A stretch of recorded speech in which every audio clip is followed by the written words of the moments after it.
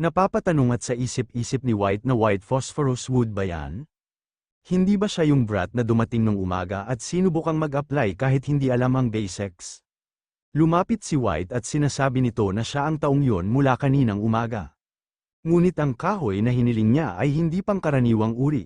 Sinasabi ni Grid na oo, sila ay tiyak na kamanghamanghang mga puno. Sa isip-isip ni White na isang magaan na paraan ng pagsasalita. Naaalala niya ang asawa niya, isa siyang scammer. Malamang pininturahan niya ang mga iyon para lokohin ang mga mata niya. Nagtataka at napapatanong kung ito, totoong white phosphorus wood ba yan? Sigurado siya dito, ito talaga ang totoong deal. Paanong ang isang brat na tulad niya ay pumutol ng mga puno na kahit ang mga bihasang magtotroso mula sa Juan Kingdom ay nahihirapan. Nagtataka at napapatanong si White kung paano niya nakuha ang white phosphorus wood. Sinasabi ng system na ito ay malapit na kahawig ng palakol na pinapabura ng mga dades ng Shangri-La para sa kanilang mga masayang gawain. Ito ay isang bagay na hindi dapat umiral sa human realm.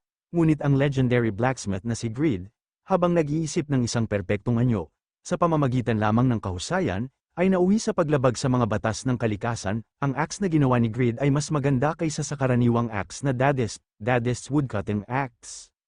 Rating, Legendary. Durability, 1,000 hanggang 1,000. Attack power, 310. Sa tuwing bumababa ang durability nito, isang matinding apoy ang inilalabas. Madali itong maputol sa mga white phosphorus tree, kaya nitong sugpuin ang apoy ng white phosphorus tree. Kondisyon ng paggamit, Daoist, nakagawa ka ng isang legendary item, kaya ang lahat ng iyong istatistika ay permanenteng nadagdagan ng plus 10, at ang iyong reputasyon sa buong kontinente ay tumaas ng plus 500. Ito ay isang lubhang kapaki-pakinabang na epekto, tumaas ng plus 5 ang iyong luck stat. Sa isip-isip ni Grid na dahil sa legendary items, at sa extremely beneficial effect, umabot sa 16 ang luck stat niya. Hindi maaaring mag-invest sa mga stat points sa lucky, at random ang pamantayan para sa beneficial effect. Kaya naman nahirapan siyang dagdagan ito, sa wakas, isa pang legendary item. Sinasabi ng system na nagawa mo na ang iyong ika-20 legendary item. Isang espesyal na kaganapan ang magaganap, sinasabi ni Grid na White ang pangalan niya, tama ba? Salamat sa pagsasabi sa kanya tungkol sa mga katangian ng kahoy, kung paano gamitin ito, at ang pagkakaroon ng white phosphorus tree. Hiniling niya sa kanya na gawin yon dahil alam niyang kaya niya, di ba? Ganyan din si Khan, pero as expected, walang blacksmith na masamang tao. Walang katapusan ang matututuhan, dahil sa iyo, marami siyang natutunan. Sa isip-isip ni White na sinabi niya ba walang katapusan ang matututuhan. Dahil sa kanya, marami siyang natutunan, siya ba ang legendary lumberjack na gumagamit ng gold and silver axes? Narinig niya na kung maabot niya ang tuktok sa isang lugar, maaari siyang maging isang Daoist. Malamang pumunta dito ang Daoist bago pumunta sa Shangri-La. At kung ang legendary lumberjack na ito ay pumunta dito, para tulungan siya, kahit sa pamamagitan ng pagpapanggap bilang isang blacksmith. Malamang gusto niyang tulungan ng Smithy dahil kilala niya ang kanyang ama. Nagbigay-pugay naman si White at nagpapasalamat siya dito. Sinasabi ni Grid na ngunit panatilihin nila ng malinaw ang mga bagay. Hindi niya iniisip na ayusin ito sa pamamagitan lamang ng isang pasasalamat, tama? Huwag niya siyang ihulog sa ibabaw ng kanyang ulo. Napahawak sa kanyang batok at sa isip-isip ni White na hindi niya akalain na hihingi siya ng reward sa kanya. Baka sakaling mahiya siya, ito ba ang isang Daoist? Sinasabi ni White na syempre, pwede niya bang tanungin ang pangalan niya?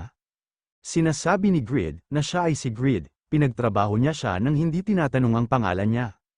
Ang difficulty ng quest ay ang chopping firewood. Nabunyag na, quest's difficulty, SS+, nagbago ang mga gantimpala sa pag-clear nito. Ang iyong experience sa character at ang experience ng lahat ng iyong mga kasanayan ay tumaas ng 40%. Umabot na sa level 7 ang legendary Blacksmith's Breath. Blacksmith's Rage ay umabot na sa level 7, ang Pagmoss Sword Dance, Link ay umabot na sa level 8. Pagmoss Sword Dance, Kill ay umabot na sa level 7, ang Pagmoss Sword Dance, Wave ay umabot na sa level 6. Pagmoss Sword Dance, Pinnacle ay umabot na sa level 6. Umabot na sa level 4 ang Pagmoss Sword Dance, Restraint. Pagmoss Sword Dance, Transcend ay umabot na sa level 4. Ang pabor ng may-ari ng smithy na si White ng White Hammer ay umabot na sa maximum.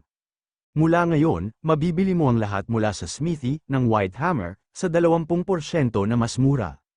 Lahat ng ibinebenta mo, bibilhin nila sa 20% markup. Napakunot ang mga mata ni Grid at sa isip-isip nito na hindi nakakagulat na ang quest ay mahirap. Ito ay SS plus rank, muntik na siyang mamatay sa quest. Kung isa sa alang-alang yon, medyo mababa ang mga gantimpala. Sinasabi ni White na Mr. Grid, alam niya naman na ang sikat ng Pangea, Han Sokbong's Equipment Producing Tournament ay magaganap sa loob ng 3 araw, di ba? Sinasabi ni Grid na may paligsahan sa Smitham, at napapatanong ito kung ano ang Han Sokbong. Sinasabi ni White na nakuha niya para sa kanilang smithy ang mahalagang punong ito, kaya babayaran niya sila sa pamamagitan ng pagkapanalo. Nakikiusap siya na pumunta siya at tingnan niya sila sa tournament. Sa isip-isip ni Grid na makikita niya ang mga pamamaraan ng silangang kontinente sa isang lugar. Kung ito ay sa 3 araw, dapat siyang manatili sa paligid ng Pangea. Mag-hunt muna siya, ayusin ang mga trash item, at pagkatapos ay bibisita siya. East Continent, hindi niya siya binibigyan ng libreng araw. Sinasabi ni Grid na okay, maghihintay siya ng magandang resulta. Sa labas ng smithy, sinasabi ni Grid na pagkatapos, is-set niya ang alarm para sa 3 araw mamaya. Ang White Hammer ng Forjang, ang Black Anvil ng Tanang, ang Red Tongues ng Quencheng, at ang Blue Flames ng Belo. Narinig niya na ang bawat smithy ay dalubhasa sa isang bagay. Hindi siya makapaghintay na makita, kahit siya ang Pagmos successor, kulang pa rin siya sa karanasan at kaalaman. Hindi niya akalain na hindi siya magiging sobrang tiwala. Proud siya sa sarili niya, sigurado siya na ang silangang kontinente ay may maraming kakaibang kaalaman. Kaya ito ay magiging isang magandang pag-aaral para sa kanya. Sinasabi ng tinderong mataba na makatas na orc pie. Itong pie na pinuri ng munting bayani ng Pangea, na si Mr. Kraugle. Napatingin naman si Grid sa matabang lalaki, dahil narinig nito ang pangalang ni Kraugle na sinisigaw niya. Sa isip-isip ni Grid na sabi nga nila sa bawat bayan at lungsod na binibisita ni Kraugle, lumalaganap ang pangalan niya. Gaya ng inaasahan ng dating number 1, nagdudulot siya ng kaguluhan saan man siya magpunta. Maliit na bayani, maririnig niya ba ang kwento? Lumapit si Grid sa matabang tindero at sinasabi nito na pwede niya ba siyang bigyan ng orc cream pie. At napapatanong ito kung kasama ba ang inumin, sinasabi ng matabang tindero na oo. Welcome sa Pangea, walang hindi nakarinig ng mga pie na ginagawa niya.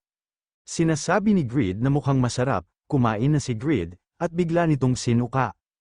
At napapatanong at sa isip-isip nito kung paano nila ito niluto. Anong meron sa lasa, at paano naman naging masarap ang lasa nito? Kumain si Kraugle ng 4 nito, ano bang klaseng buhay ang namuhay ang lalaking yon? Hindi niya kayang itapon ang isang bagay na nagkakahalaga sa kanya ng isang pilak. Tinatanong ni Grid sa matabang tindero na sino si Kraugle, at bakit siya tinatawag na munting bayani. Nang laki ang mga mata ng matabang tindero at sinasabi nito na siya ay isang foreigner. Kaya pala nagtataka siya na hindi siya makakain ito ng maayos. Akala niya mahina ang katawan niya, galit na galit at sa isip-isip ni Grid na dahil binigyan niya kasi siya ng basurang pagkain. Sinasabi ng tindero na ang Pangea ay isang mapayapa at maunlad na lungsod sa loob ng daan-daang taon.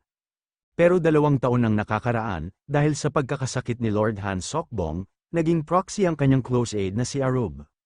Doon nasira ang kapayapaan, si Mr. Arub, noong una ay maaasahan gaya ng Panginoon, naging malupit at nagsimulang pagsamantalahan ang mga mamamayan.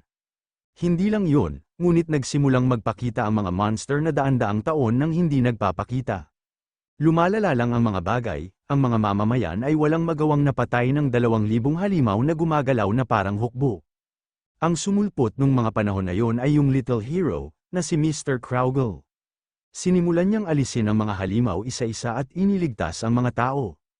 Hindi naman makapaniwala si Grid at sa isip-isip nito na isa-isang pinatay ni Kraugle ang mga halimaw. Ibig sabihin hindi biro ang mga halimaw sa silangang kontinente. Sinasabi ng tindero na kahit sa tulong ni Mr. Kraugle, sobrang lakas ng mga halimaw. Hindi lang yun, ang mga cavalry ng Pangea na sinasabing pinakamalakas ay sinalakay at lubhang naapektuhan. Gumalaw ang mga halimaw na parang alam nila ang lahat tungkol sa Pangea.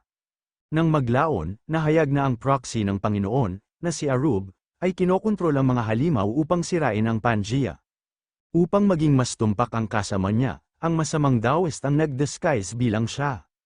Sa isip-isip ni Greed na si Taoist na naman, parang katulad sila ng mga magician mula sa kanlurang kontinente.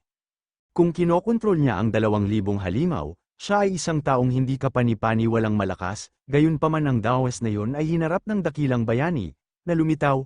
Sinasabi ni Greed na natalo niya siya, hindi si Kraugle, kundi iba, kaya bakit tinawag na Little Hero si Kraugle? Sa isip-isip ni Greed na dapat ay hindi kapani-pani walang malakas ang kalaban, nagtataka siya kung sino ito. Sinasabi ng tindero na kung siya ay libre at payag, maaari niya bang mahanap ang mga bakas niya?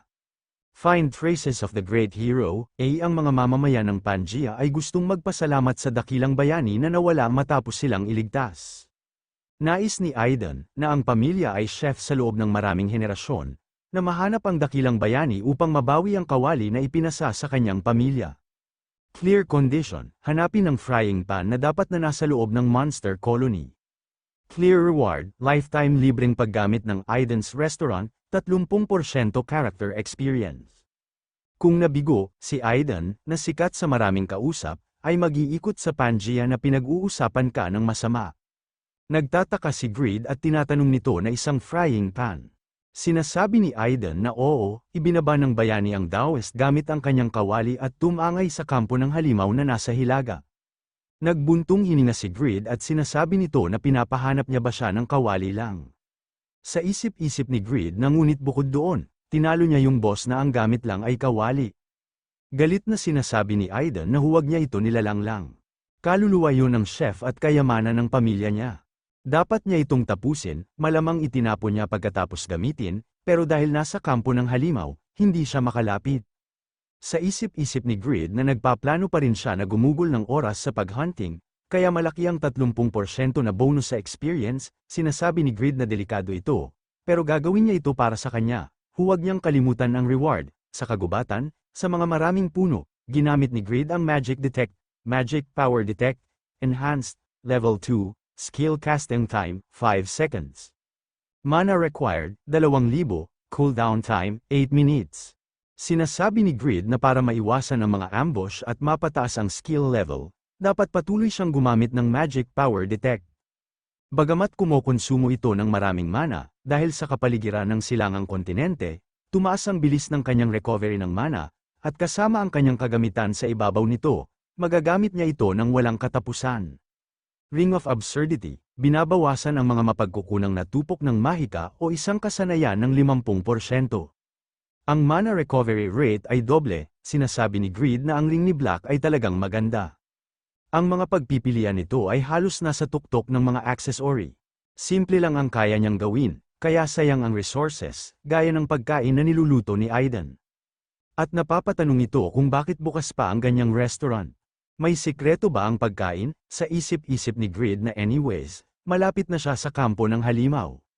Parang hindi pa nakakarating ang mga tao dito, kakaiba ang pakiramdam niya. Isang hindi kilalang teritoryo kung saan wala man lang tamang gabay sa pagsupil. Walang mga manlalaro sa paligid, puro mga NPC lang ang nakikita niya. Ito ay tunay na isang bagong kontinente, gusto niyang iwan ang kanyang marka sa hindi kilalang teritoryong ito. Dati ay pinagmamasdan niya ang mga rangkang mula sa malayo. Ngayon, nasa isang lugar siya sa likod mismo ni Kraugle. Gaano kahanga-hanga, kahit excited siya, hindi niya binitawan ang guard niya. Bagamat kulang pa ang kanyang kakayahan, taglay na niya ang mga katangian ng isang alamat. Sa isip-isip ni Bram na huwag magpalinlang sa magaan na galaw ng brat na ito. Anuman ang sumasalakay sa lugar ng pangunawa ng taong ito, ay mamamatay. Sinasabi ni Greed na may hinahanap siya ngayon. Pero nagtataka siya kung bakit hindi siya nakakakita ng tamang halimaw. Sinasabi ni Bram na hindi naman sila makalapit, kung sakali, huwag lang siya gumamit ng demonic energy dito. Sinasabi ng system na ang kagubatan ay umaapaw sa dalisay na enerhiya. Mana at ang bilis ng recovery ng kalusugan ay tumataas ng 20%. Sinasabi ni Greed na dahil nasa gilid siya ng gubat. Kung ang mga bagay ay magiging mapanganib sa kampo, madali siyang makaka-address. Tumatawa at sinasabi ni Bram na nalampasan niya na ang level ng isang ipis. Malapit niya nang maabot ang level ng tao, galit na galit at sinasabi ni Greed na ano ang sinasabi niya na isang ipis. Iniwan siya ng nag-iisang kaibigan niya dahil sa paraan ng pagsasalita niya. Naiinis na sinasabi ni Bram na hindi niya talaga kaibigan ang lalaking iyon. Biglang talikod si Bram, sa isip-isip ni Grid na masyadong malayo ang napuntahan niya. Mukhang nagtampo siya, nagpapaliwanag naman si Grid at sinasabi nito na nauna kasi siya. Anyways, cheer up, hindi niya siya ma-comfort ngayon, kasi parang nahanap niya na yung camp na kahit si Mr. Kraugle ay nahirapan. Ito ang magiging unang laban niya sa silangang kontinente. Habulin nila si Kraugle.